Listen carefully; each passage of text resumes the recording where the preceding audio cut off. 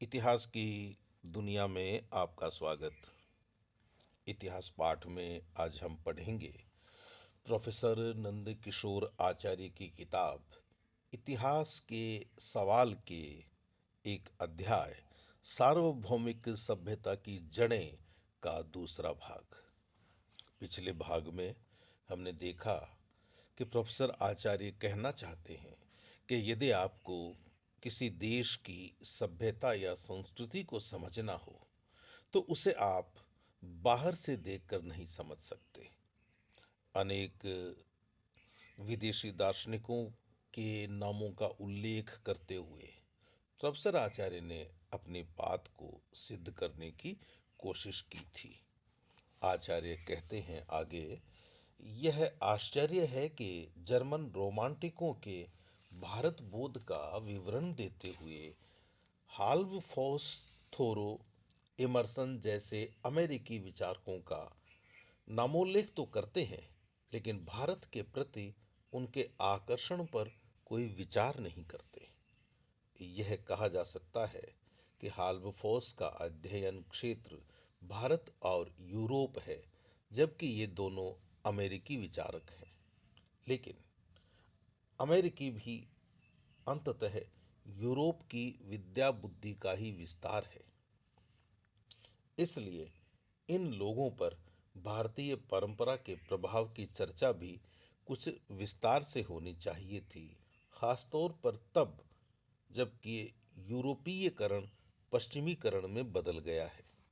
लेकिन हाल्बफॉस भी मानते हैं कि शोपेनहावर या जर्मन रोमांटिकों की भारत श्रद्धा यूरोपीय मनीषा की एक बहुत ही गौण धारा रही और मुख्य धारा का विकास हेगेल की उस बौद्धिक अहमन्यता की परंपरा में ही हुआ जिसकी जड़ें यूनानी श्रेष्ठता के एहसास में थीं।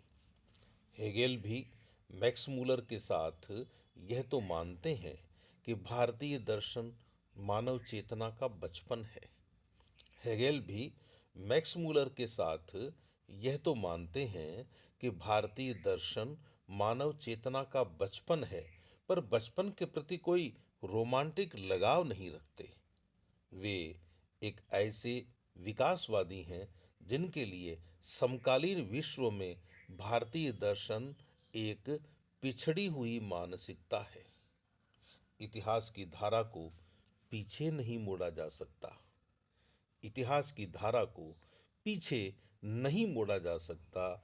इसलिए भारत की मुक्ति भी अब यूरोपीयकरण में ही है, ऐसा वे लोग सोचते हैं। लेकिन मित्रों, वे ठीक नहीं सोचते हैं। हेगल दरअसल उस यूरोपीय मानसिकता के उत्कृष्ट उदाहरण हैं जो गैर यूरोपीय को तो यूरोपीय कोटियों में समझना चाहती है, पर यूरोप को भी भारतीय या अन्य यूरोपीय कोटियों में समझा जाए, इसकी कतई आवश्यकता नहीं समझती। प्रोफेसर आचार्य यही कहना चाहते हैं मित्रों कि वे सिर्फ अपने चश्मे से भारत को देखना चाहते हैं। कभी उन्होंने भारत के चश्मे से यूरोप को या पश्चिम को देखना उचित नहीं समझा। हेगेल की यह धारणा केवल दर्शन तक ही सीमित नहीं है। भारतीय कला भी इसी धारणा के कारण उनके लिए एक प्रिमिटिव चीज है। हाल्बफॉस कार्ल मार्क्स की भारत जिज्ञासा को महत्व नहीं देते जान पड़ते। हाल्बफॉस कार्ल मार्क्स की भारत जिज्ञासा को महत्व देते नहीं जान पड़ते, पर यह उल्लेखनीय है कि मार्क्स यूरोपीय श्रेष्ठता के दावों में हेगेल से पीछे नहीं है, क्योंकि उनकी दृष्टि में भी भारत का त्राण आधुनिक यूरोपीय सभ्यता के माध्यम से ही संभव है। और मित्रों, इन विदेशी दार्शनिकों की इसी दृष्टि ने उन्हें दुनिया में, खासतौर से दर्शन के क्षेत्र में, बहुत पीछे छोड़ दिया है। मार्क्स जिस टेक्नोलॉजी के विकास को इतिहास की गतिशीलता मानते हैं, उसकी जड़ें उस यूरोपीय मनीषा में हैं जो यूनानी काल से ही प्रकृति को अपनी उपभोग्य वस्तु मानने और उस पर विजय प्राप्त करने में विश्वास करती आई है। ये जो तकनीक का विकास हुआ है पश्चिम में, कि प्रकृति का तो हमें भोग करना है और जितना अधिक हम इसको जीतेंगे उतने ही सुखी होंगे, यह दृष्टिकोण ठीक नहीं है। ये जो कोरोना नाम की महामारी इस समय दुनिया में फैली हुई है, ये जो कोविड नाम का वायरस पूरी दुनिया को हैरान किए हुए है, लोग मर रहे हैं और कोई उपाय नहीं सूझ रहा है, यह सब उसी दर्शन का नतीजा है, उसी जीवन शैली का नतीजा है जिसमें यह माना गया कि हमें तो प्रकृति का उपभोग करना है। भारत ऐसा नहीं कहता।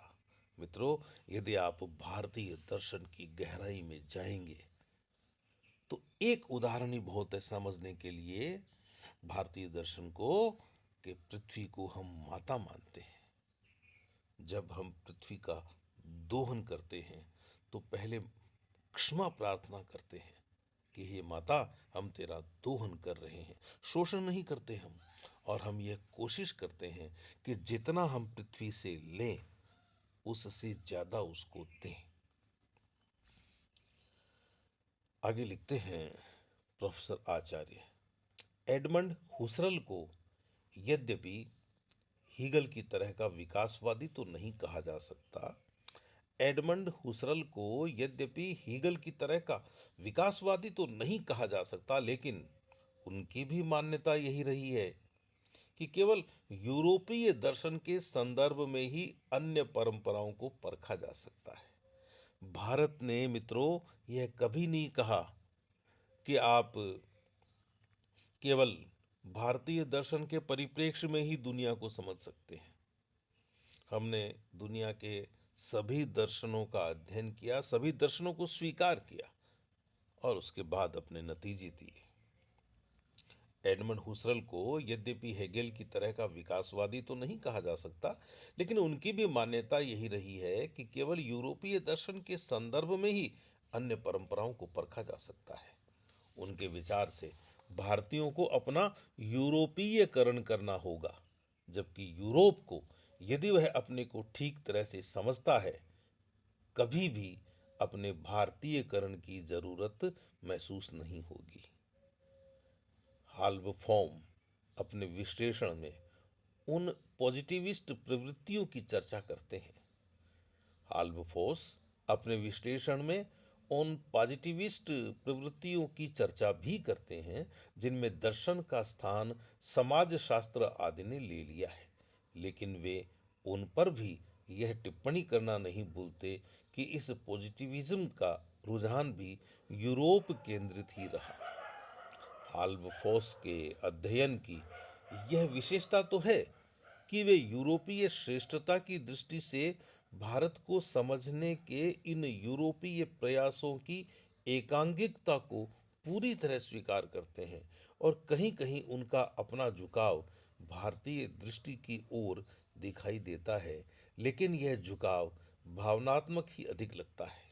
लेकिन यह झुकाव भावनात्मक ही अधिक लगता है क्योंकि जब वे भारत के द्वारा यूरोप से संवाद के प्रयत्नों का विश्लेषण करते हैं तो उनकी दृष्टि का यह अंतर्द्वंद्व स्पष्ट उभरने लगता है।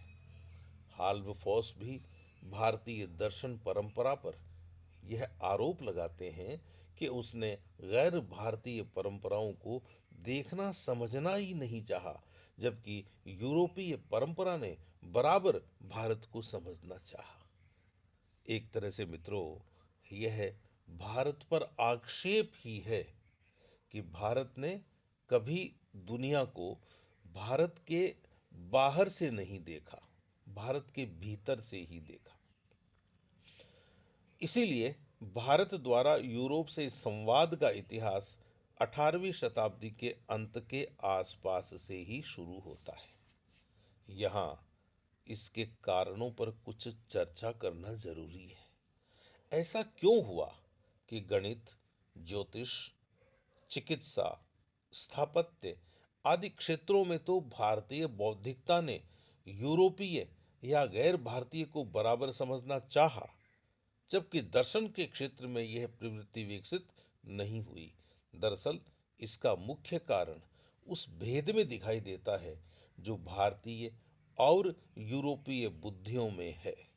भारत के लिए ज्ञान का विशुद्धतम रूप अपने आत्म का ज्ञान है, अर्थात विषय ही भारतीय दर्शन का विषय है, जबकि यूरोपीय परंपरा में विषयी मुक्त ज्ञान ही वास्तविक ज्ञान है।